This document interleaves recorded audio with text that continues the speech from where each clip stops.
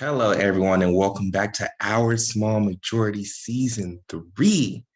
Finally, right? If you don't know who I am, my name is Christian Black. I'll be your host. And after a very, very long hiatus, we're excited to be coming at you with brand new material, interviews, sketches, and short stories, you name it. So today we have CJ Quartlbaum, the producer of an amazing podcast called Minneapolis Burning. It's a story that follows a civil rights activist from Minneapolis who's been fighting social equality for almost 6 decades. It's a long time.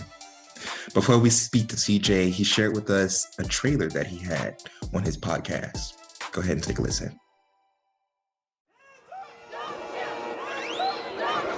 You cannot continue to oppress, beat down, marginalize, redline, and kill a people and think we ain't gonna stand up and eventually fight back. I'm CJ Quartlbaum, a writer and speaker from Brooklyn, New York. I started the organization Labor Forward to teach the parts of Black history that are often left untold. I went to Minneapolis in June of 2020. It was on this trip I met a man who had been fighting against police brutality for over 60 years. Over the next few episodes, you're going to get to know Spike and his story. This is Minneapolis Burning.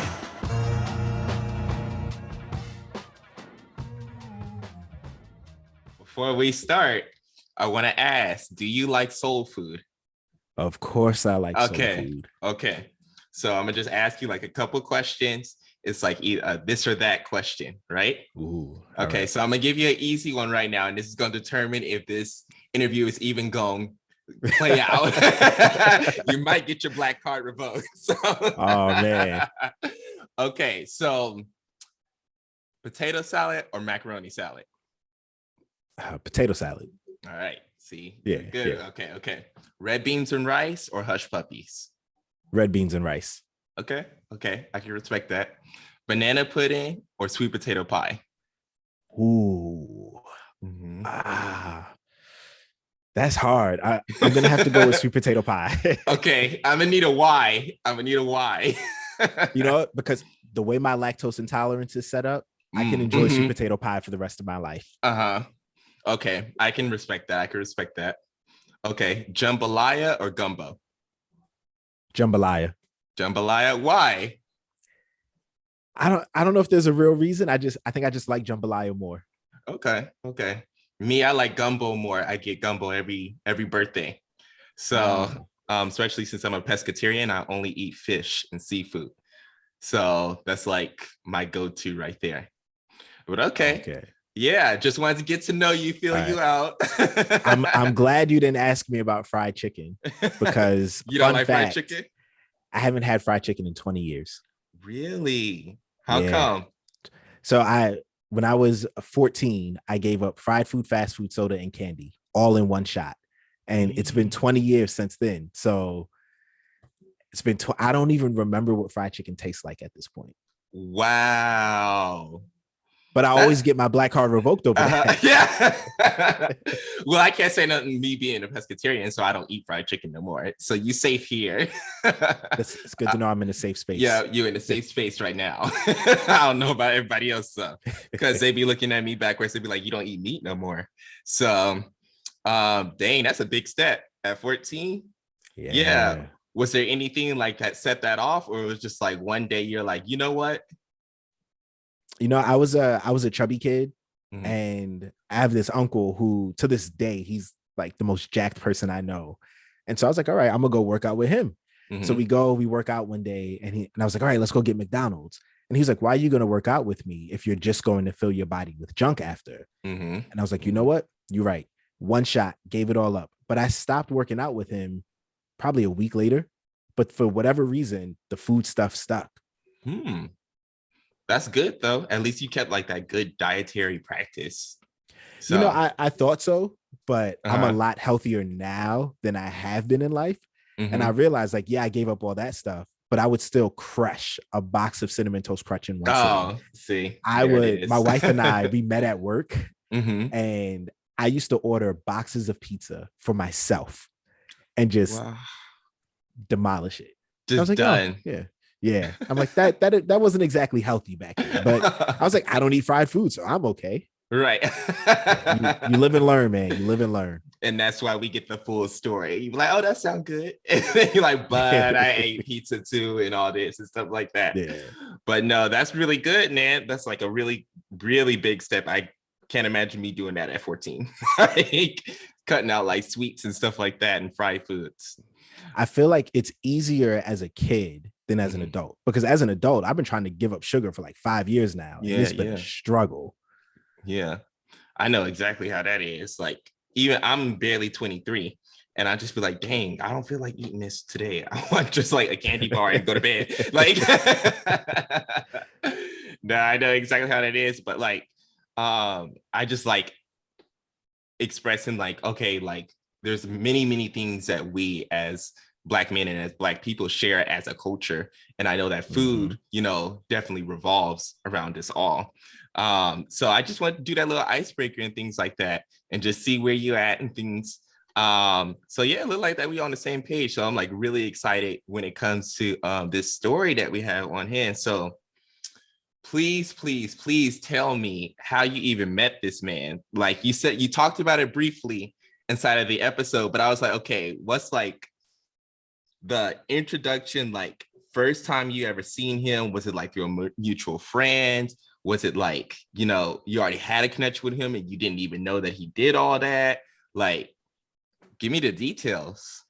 Fam. So it's kind of a crazy story, right? So George Floyd gets murdered and all of these companies and organizations start putting out statements.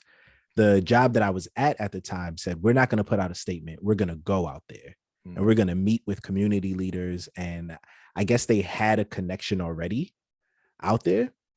And they were like, all right, you know, we want you to come on this trip. And, you know, I wasn't thinking much of it. And I get there and it's kind of, they brought leaders from all over the country around. And I kind of sit at this table with this old guy. And this old guy just starts talking. And he starts telling me stories about his life and, you know, just all these things that I haven't heard before. I was like, all right, cool. You know, this guy he's got an interesting story. And I was just thinking to myself, like, man, you know, it'd be cool to tell his story one day. But, you know, at this point, I'm a director of operations at a nonprofit. I write, but I'm not a storyteller. I don't have a podcast at that point. I don't make content. So he gets up and then they're like, so this is our tour guide for the week, Spike Moss. And Spike's gonna, you know, start out tonight by telling us a little bit about his life. And then Spike starts talking. And he starts telling the story, his life story, being born on a table in Missouri because the nearest hospital was a segregated hospital. And there was no way that his mother would have made it to the closest colored hospital. The baseball story, which I don't want to give away because people will hear about it on the podcast, but just all these different stories and how he had been fighting for 60 years in Minneapolis. And there was one thought in my mind. It was like, your story can't die with you. He was 75 at the time. And he was saying, I'm the last of my generation. Everyone that I've come up with is gone. And it just kept clicking for me. His story can't die with him. It can't. I have to figure out how to tell his story. I got back to the hotel that night and I called my wife and I was like, yo, I think I need to quit my job. I need to quit my job and tell this man's story. She was like, but how are you going to do it? And I was like, I have no idea, but I need to tell this story. Right. So I didn't quit. They actually ended up leaving there a couple of months later anyway. But I hit up Spike right after. And I was like, I don't know how we're going to do this, but I'm going to figure out a way to tell your story. And the initial plan was for a documentary. And then through what you hear at the end of the credits of the second episode, this organization, Entertainment to Affect Change, they were like, hey, let's do a podcast and we'll help you do that. And they supplied me with an army of interns.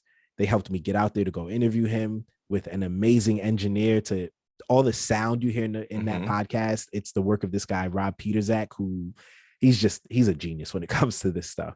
So while I did a lot of work to tell this story, I didn't do it alone and I didn't do it in a vacuum. And it was because of the people that were around me that I was really able to get this out. Right. That's awesome. So yeah, because I just wanted to know like the origin story, because I'm all like, you don't just like come across people like that all the time. Right. Or like sometimes you pass right by them and you never really hear their story. and they don't really know, well, they know the significance of it, but they don't know the method in which to get it out there. I remember we actually met, me and the co-producer of this show met a civil rights leader called Malik Rahim, and he's based over in Louisiana. And he's ran with all the big dogs too, like Malcolm X and Fred Hampton, and everybody that you can think of. And I'm like, yo, like, where were you in the textbooks? Like, you only hear about like 2-3 people during Black History Month when it comes to like public education. And then even if you go to higher education and like college and things like that, you still don't hear about like people like Angela Davis or James Baldwin or, things like that. And when it comes to people who actually supported these big hitters, it's important to highlight them, especially during this month and throughout the entire year too. So that's why I was just super excited to hear his story. And I wanted to get your perspective as like, while you were building this story and building that first episode, what were some things that I know you had to like cut some stuff out, because we got to do it all the time. and I'd be like, dang, that was good though, but we only have an hour, and things like that. And I wanted to give you the opportunity to share a couple of the details. First, give like a little short insert of who Moss is. And then all the conversations that you had with him, some details that maybe weren't included inside the episode, or like some details that the audience should look out for when they do listen to your podcast. Yeah, so Spike is he's a true Renaissance man. And if there's anything that was kind of left on the cutting room floor, it's we didn't get to fully explore that in the podcast. So this man had been fighting for civil rights in Minneapolis for the last 60 years, since the 1960s. But in the midst of that, which you hear about in episode 3, he's running this organization called The Way, where they are putting on just all sorts of events for the community. But in addition to that, he's got a music school. And coming through this music school is everybody you can think of out of Minneapolis. I'm talking Jimmy Jam and Terry Lewis, Prince, Sounds of Blackness, you name it, they did it. But then on top of that, he was also a boxer, and he helped train some boxers. He knew Ali. He knew a bunch of those guys. Like, this guy, if you can think of it, Spike probably did it in some form or fashion. And he was just one of those guys. And, while we focus a lot on his work in civil rights and Black power, we don't really get to focus on that more human side of Spike. So if the day comes where I actually do get to do that documentary, I definitely want to really tackle that aspect of him. Yeah, that's amazing. And then like what's even more amazing is that he's centered inside a state and a city that has such a vast background of just, racial oppression and things that sort of swept under the rug. That's why people are like really shook about George Floyd. But I'm like, why are you shocked? Like, do you not know about Minnesota and Minneapolis and like the things that they did during the civil rights movement and even before then too? I'm pretty sure that you learned a lot when it came to, Spike's work, and not only right now, but in the past. But would you mind sharing like just some of Minnesota or Minneapolis's history when it comes to segregation or racial oppression or slavery or things that popped up that you're like, dang, I didn't know that y'all got down like that? Like, fam, I was blown away, which again is another one of the reasons that I was so keen to tell this story. So yeah. I'm from New York. In New York, we think we're the center of the world. It's New York, the rest of the country, and LA. Like that's how we see this country. So the fact that I didn't hear a lot about Minneapolis's history wasn't that much of a shock to me. But I've spent a lot of time in the Midwest giving talks. I have quite a few friends who are from Minneapolis. And when I started to talk to them and ask them what they knew and what they learned, they were just as shocked as I was. So one of the first things I noticed when I got to Minneapolis, we went to the block where George Floyd was murdered. And along the street, I actually have a video of it. It's just a list of names of people killed by the police. And this isn't a short list. This is a long list. And you're walking and you just see, 30, 40 names. And I realized outside of Philando Castile, I hadn't heard any of these other names. So automatically what I learned is there is clearly a culture going on here, a culture of police brutality that the rest of the world just doesn't know about. Yeah. And it's only the most high profile cases, which often coincide with election years. If we really pay attention, those are the ones that we tend to hear about the most. So there was that. And then with Spike telling me, you know, he's like, yeah, Minneapolis it's always top 3 for one of the worst cities for Black people. And I was like, really? Minneapolis? He calls it Mississippi of the North. And that blew my mind. He's like, yeah, because, you know, we have this outward persona of being the great liberal state of Minnesota. And he goes, it's terrible for us here. The way that they've treated us, the way that they've treated indigenous people. He tells a story in episode 2 about what is essentially chemical warfare on indigenous prisoners. And it's like, you're a prisoner, so who cares? Doesn't matter what happens to you. There is the story that really, really got me was the 91-day race war that took place after MLK's murder. And Spike says the reason you never heard about it is because there were 4 TV stations at the time, which I know for a lot of our younger listeners, they don't really understand what that means. Like 4 TV stations. What do you mean? Like we've got hundreds now. Yeah. But he goes, those 4 stations conspired to keep those stories from coming out, to keep that racialized terrorizing that was happening, to keep it in-house, which is that's just mind-boggling to me, but it makes sense, right? In the 60s, there's 4 stations, collusion's really easy. Back then, I don't know if you know the song Because I Love You by Lenny Williams. So that's my favorite song. You know, he spends like 3 minutes in the middle of the song just talking. But there's this one particular line where he says, I went home and I watched television until television went off. Like there was a time where TV just stopped.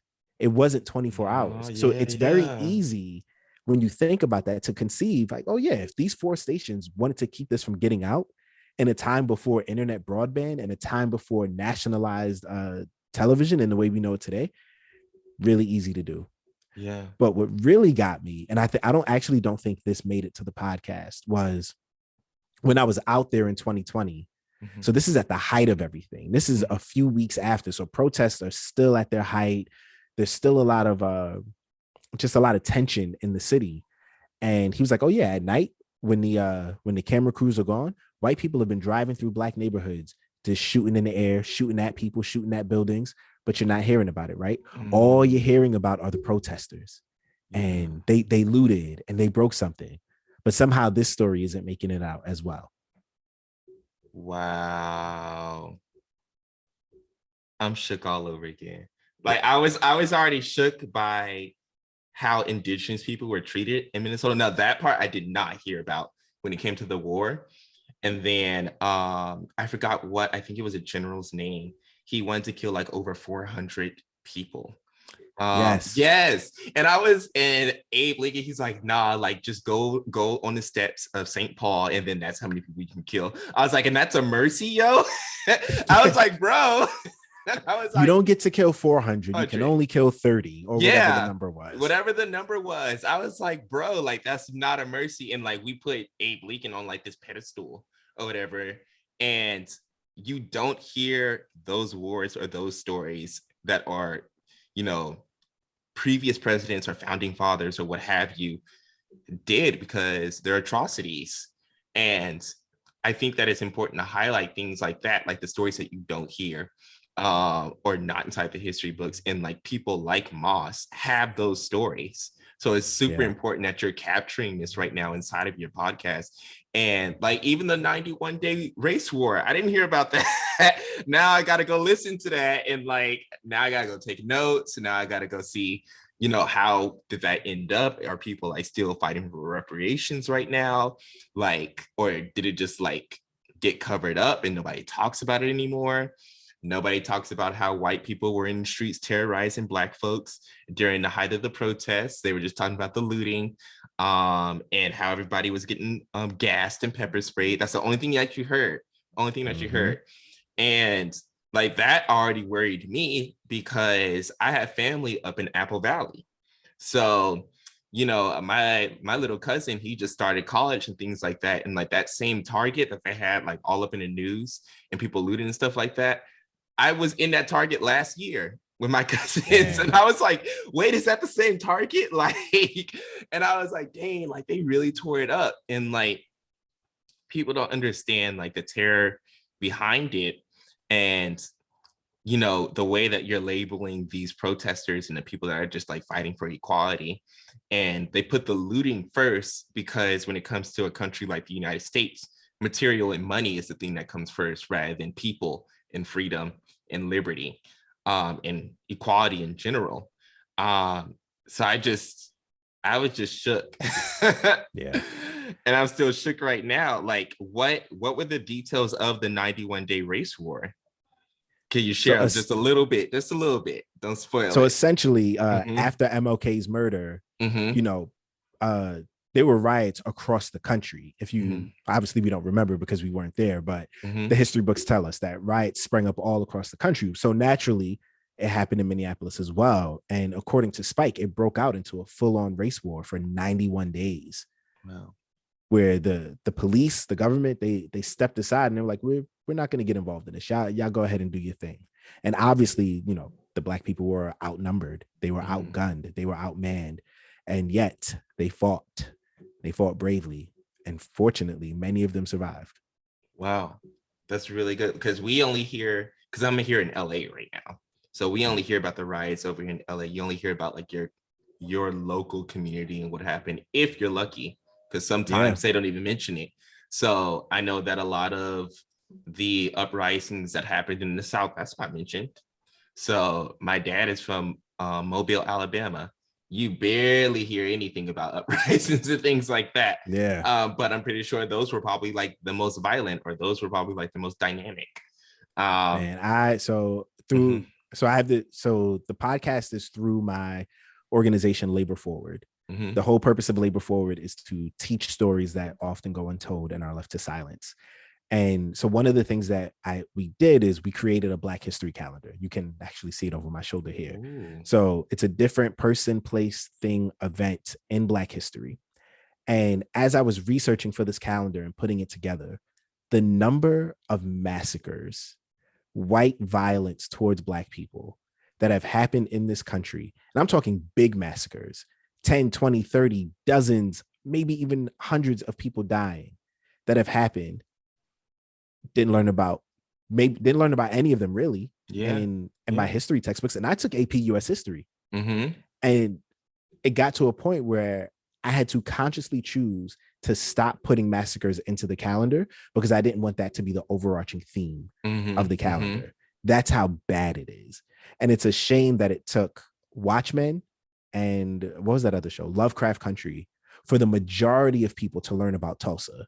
Wow. And then when they found out Tulsa wasn't the only one, it's ridiculous. It's absolutely ridiculous. Like I can only imagine like the things that you probably already seen over in New York, because that's one place that I haven't been at. And I know like brief history when it comes to like New York and things like that, but like what is your perspective right now? Well, first of all, are you in New York right now? Yeah, Brooklyn boy. Okay. So I wanted to get your perspective while you were still out there and, growing up out there and things like that. What are things like right now? Because the first thing that you hear about New York is NYPD. Like people are like, oh no, NYPD and LAPD. Like you don't mess with that. Two biggest gangs in the country, right? Yeah, exactly. Two biggest gangs in the country. And, I already know like, I'm well aware of how LAPD roll, but like, how does NYPD and like organizations fight against them? Or like, have they gotten their act together? Like ever since, the whole movement that happened after George Floyd, like what's your perspective right now? Yeah. So I'm 34. I'll be 35 this year. So I've been around long enough. And so it's not as bad as it used to be.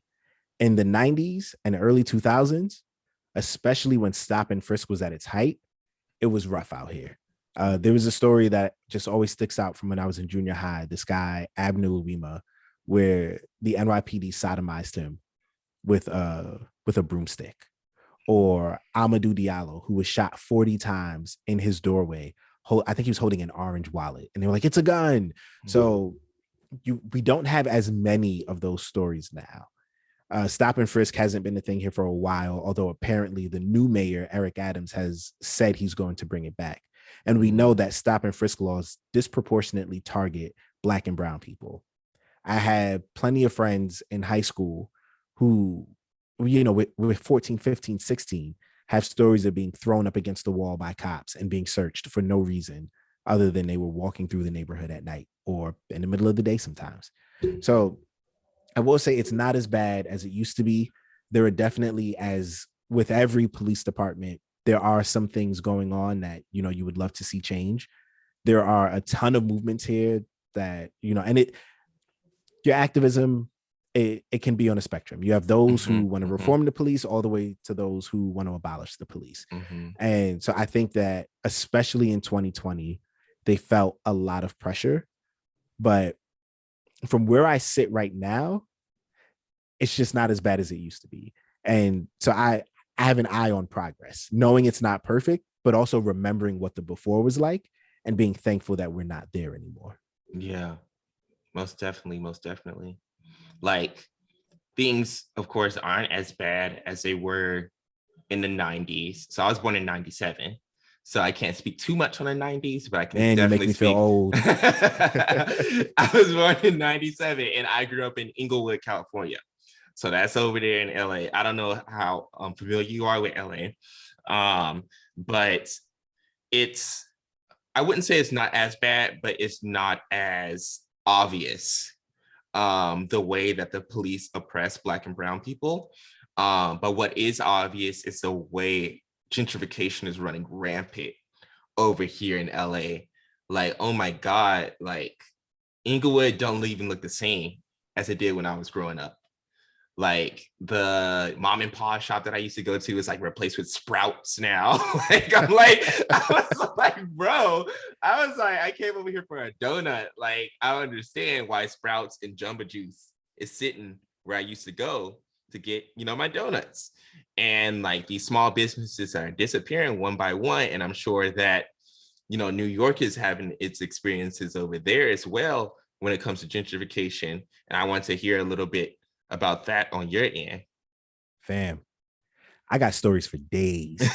So I'm very fortunate in that I've traveled most of this country. Okay. And I can say that in every major to mid-major city, they are going through gentrification. Yeah. So what is it? The projections are that by 2050, I think 75 to 80% of people are going to live in cities. And so if you go to almost any city in this country right now, you can see that they're building towards that. They're building towards a lot of people coming to the city. Naturally, what happens in that, though, is people get displaced. So being in New York, I first started to see it back when I was in college. So I went to college in North Carolina, left in 2005. Around 2006, 2007, I came back to New York, and my dad is from Harlem. So, that whole part of my family is in Harlem, and I went to high school in Harlem. So I used to spend a lot of time up there. And I remember just coming home one time and seeing a lot of white people. And I'm like, this is Harlem. This don't make sense. Like, my dad used to tell stories where he was like, yo, if a white person was walking through Harlem in the 70s, they weren't making it out. And now I'm just seeing groups of white people. And the building across the street from my grandmother's, I started hearing about rents being $4,000, $5,000. Like, I'm like, this doesn't make sense. I was like, all right, whatever. So that's in college. I actually lived in Portland, Oregon for a year back in 2013. Okay. And so Portland is actually kind of the bellwether for these things. Like, they're on the forefront. So I started talking about gentrification, and they're like, oh yeah, we went through that twice already, and we're about to go through it again. Like, wow. The history of Black people in Oregon is incredible in a very bad way. But it's one of constant displacement. So if you're a Blazers fan, you know about the Moda Center, which was formerly the Rose Garden. That used to be a thriving Black neighborhood. Wow. And the city came through and said, we're putting a basketball arena here. Y'all got to go. Wow. So then all the Black people got moved out to North Portland. Black people chilling in North Portland. Gentrification happens. Now they're getting moved out to what's called the Numbers, which is this area kind of between Northeast and Southeast, further out near another suburb called Gresham. So I'm in Portland in 2013 witnessing that. And then I come back to Brooklyn in 2014. I grew up in the Crown Heights section of Brooklyn. Mad Caribbean. My mom's side of the family is from Trinidad. Okay. It was like a little Caribbean. Mm-hmm. I go to the barbershop and I walk from the barbershop to my grandmother's house, probably a 4-block walk. In those 4 blocks, I was the only black face I saw. Ooh. And I was like, hold up. It just kind of hits you like a sack of bricks, because you're like, wait a minute. This ain't the Crown Heights I grew up in. This coffee shop used to be the corner store that we got the cheese from in the morning. Right.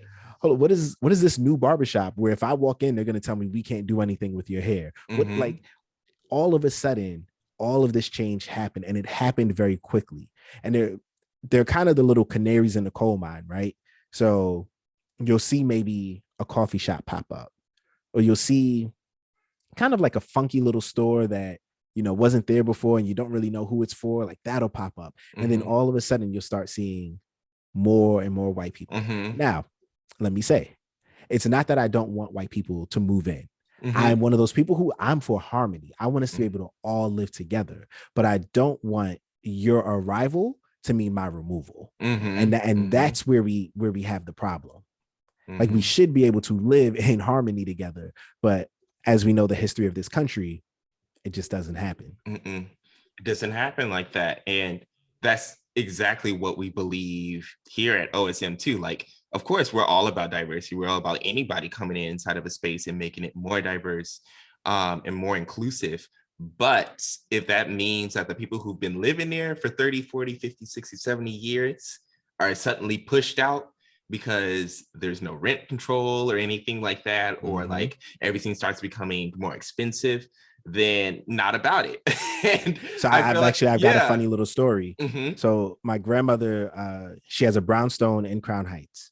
Her neighbor to the left was she was there for probably, she was there my whole life, and definitely before my grandmother got there. So probably 40, 50 years, but never owned the place.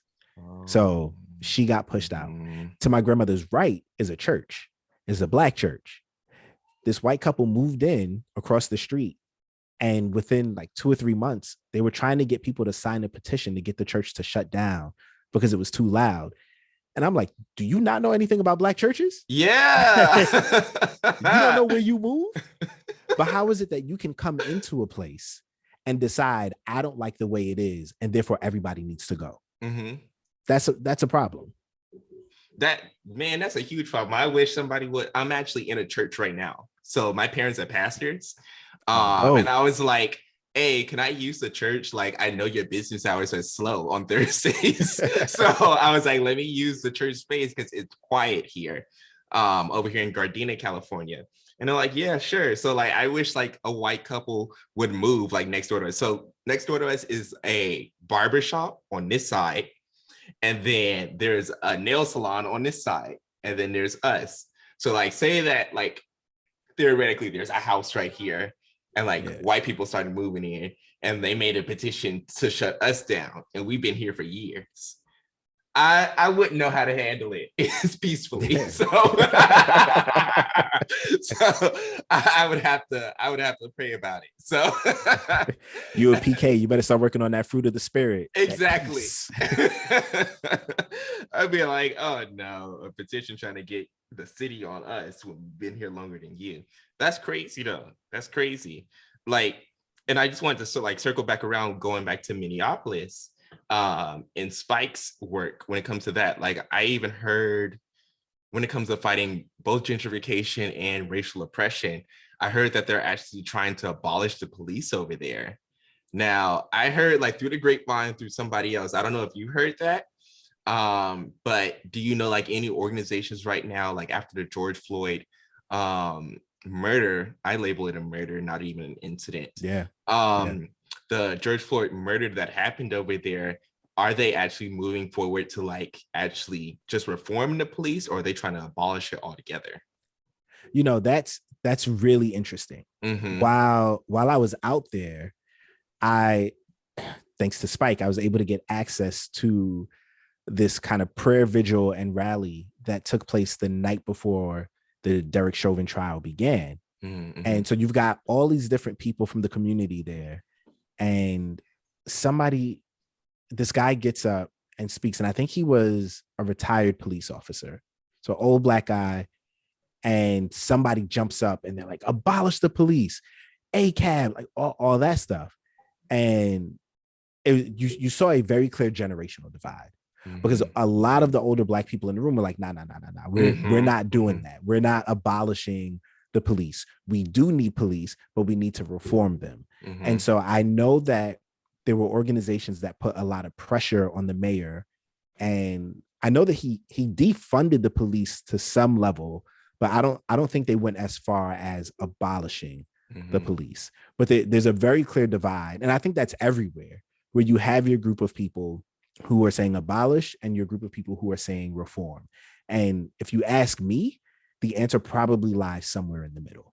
Yeah, most definitely. Because so my profession, I help incarcerated students earn a degree behind bars. And I'm all for abolishing the prison system, because I think that's just something that definitely sticks with my generation when it comes to just abolishment in general, when it comes to things. Yeah. But I do see the relevance and the importance of having these systems, even though they do not work, and they do work, but they're designed to oppress Black and brown people. Yeah. And I've always offered, like, well, is reform just the stepping stone towards abolishment? Because if we remove the police today, and if we remove prisons today and things like that, things would be in chaos and mayhem, both at like just a social level and just keeping the peace between each other as a society, and as an economic level too, because unfortunately, these systems that oppress us, people profit off of them. I can go on and on and on about the prison industrial complex and like how people profit off of pretty much modern day slave labor. But like, I want to hear first your take, and then if you heard anything from Moss, what was his take when it came to reform versus abolishment, both as like prisons or for like police? Yeah. So I think my take is, it probably lies somewhere in the middle, because if you abolish, then you're kind of ripping the Band-Aid off. And I think that does lead way for a lot of chaos. And what do you do when crime happens in that case? Because there are a lot of cases where a police officer isn't necessary. Maybe a mental health counselor is, but then there are cases when a police officer is necessary. So there needs to be some sort of clear-cut action plan for what to do in those cases. The second problem is you're right. There are a lot of people who profit off of this, but there are also a lot of people who this is their only way to survive. You think there are whole towns where the only job you can get is at the prison. So now what do we do for those people? What do we do for that town? There are people who are incarcerated who did things that are worthy of incarceration. What do you do with those people? So I think there are a lot of fallout questions. Now, what I think we can do is start reallocating some funding, because there is no reason for the NYPD and the LAPD to have these multi-billion-dollar budgets operating like paramilitary troops. That is a problem. You don't need to show up on my doorstep with riot gear for any reason, right? There are very few reasons in which you need to show up ready to go hard like that. You shouldn't have military grade weapons to police a neighborhood. You shouldn't have people who are not from the neighborhood, especially like white people from the suburbs, trying to police inner city Black neighborhoods with people they don't know and they're already conditioned to be afraid of. Let's talk about getting some better training. Let's talk about rooting out a lot of these quote unquote bad apples. I have two cousins who are cops, and they're cops up in Connecticut. And from everything that I know and from my conversations with them, they are great cops, but they also understand like the stigma that comes with wearing that uniform in many communities. But they're also like, you don't understand from our side what we have to go through and what we have to deal with, and the clear and present dangers that sit in front of us.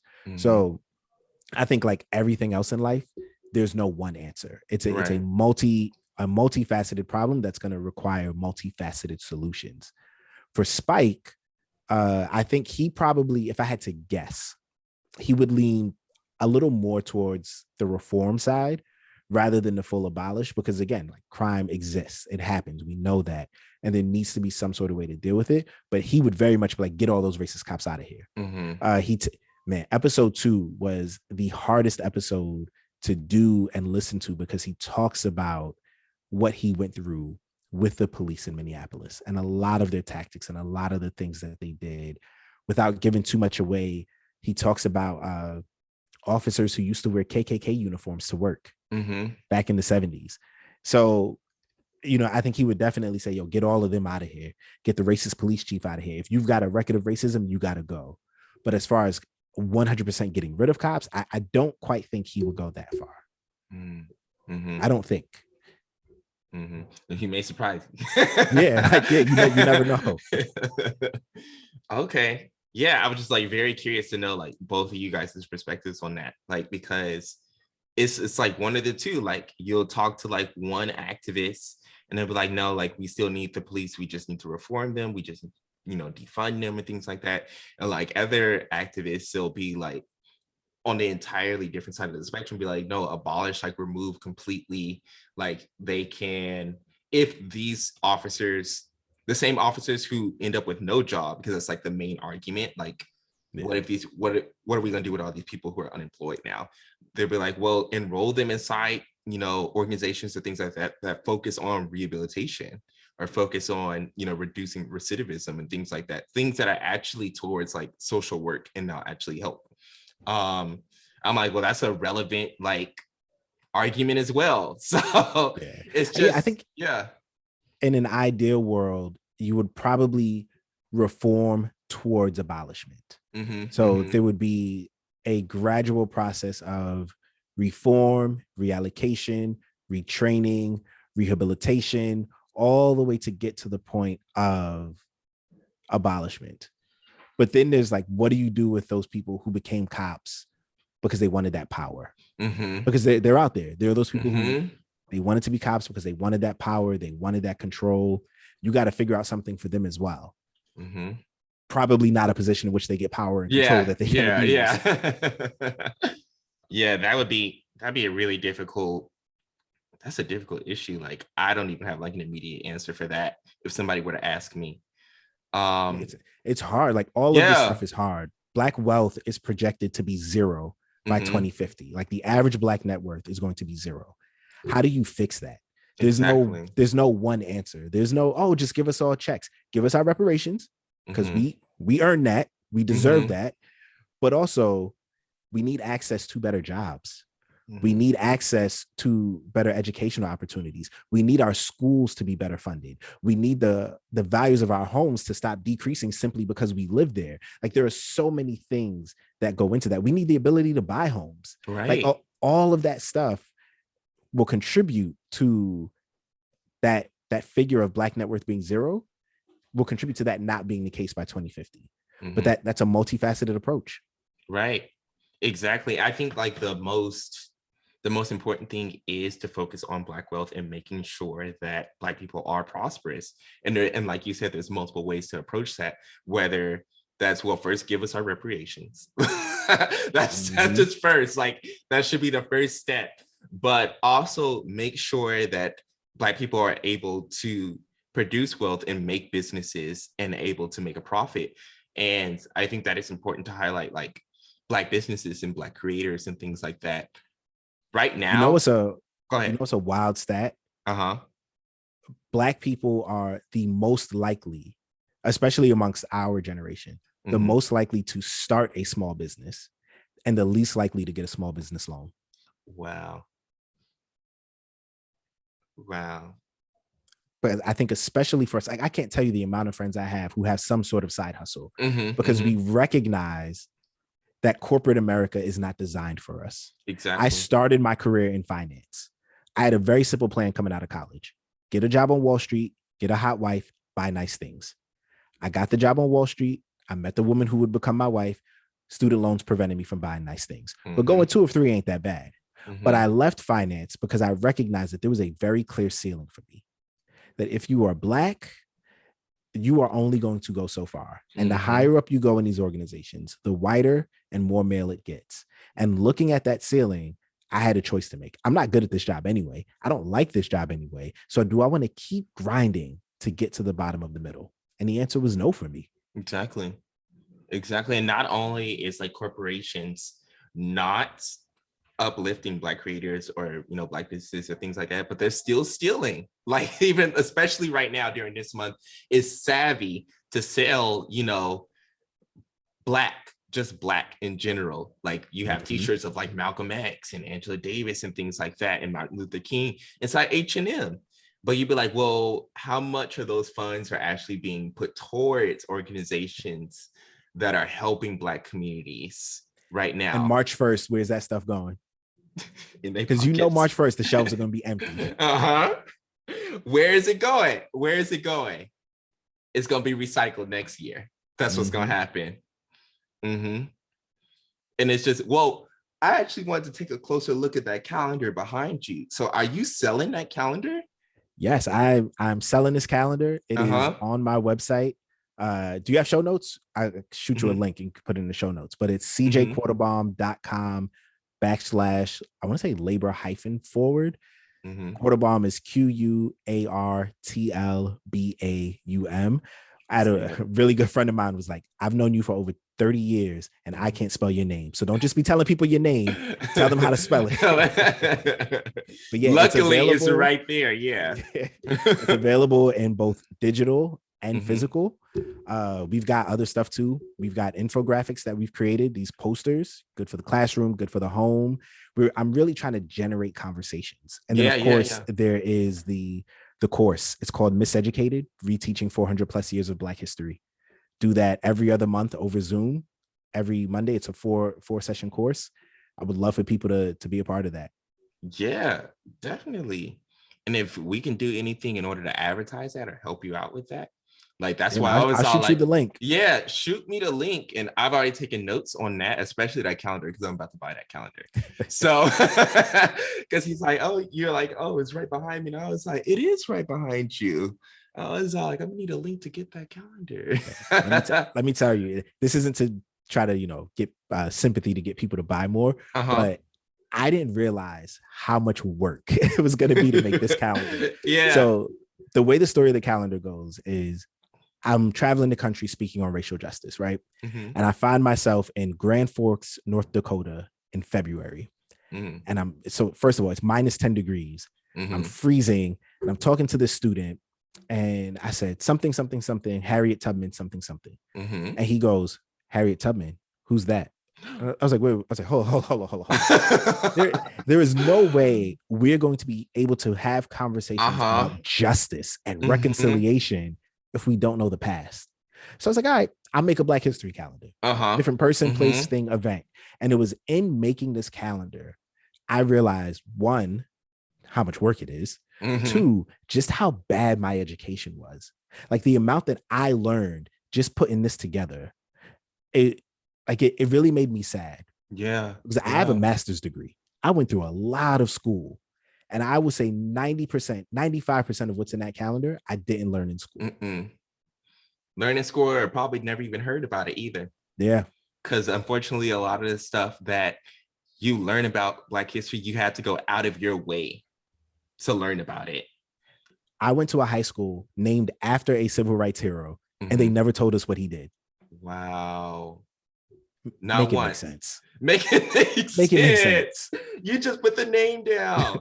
I got a funny story. So I'm not really that shocked about that student who asked you about Harriet Tubman. But I am shocked. So I was actually in Atlanta, Georgia. And I was with a group of students at the time, and we were going to the Museum of Equal Rights. We just visited like MLK's grave and his house and things like that. And we were on our way to the museum, and it's like set up on like 3 floors. And at the basement floor is like all of MLK's personal things, his suitcase, his letters to like his wife and kids, things like that. And only like a limited amount of people are able to go in there at a time. And there's no talking, or talking to like a minimum. So I go in and I'm just trying to learn. I'm reading over these letters and stuff like that. And it's me and like this elementary school group of people, right? And I'm like, okay, cool. And one of the little kids asked the teacher, he's all like, how did Martin Luther King die? And I was like, okay, cool, learning experience. I was all like, let's answer this. How are you gonna like translate this over to, you know, make it make sense to someone that young? They had to be like at least like 7 or 8. Why this teacher? So this teacher goes, oh, and turns over to the security guard that's sitting at the door. Black woman, security guard. You already know she don't take no mess. Turns around, looks at her, and she goes, what was wrong with him again? And I was like, are you serious? Yes. I was like, yeah. I wanted to say he had lead poisoning, like something smart like that.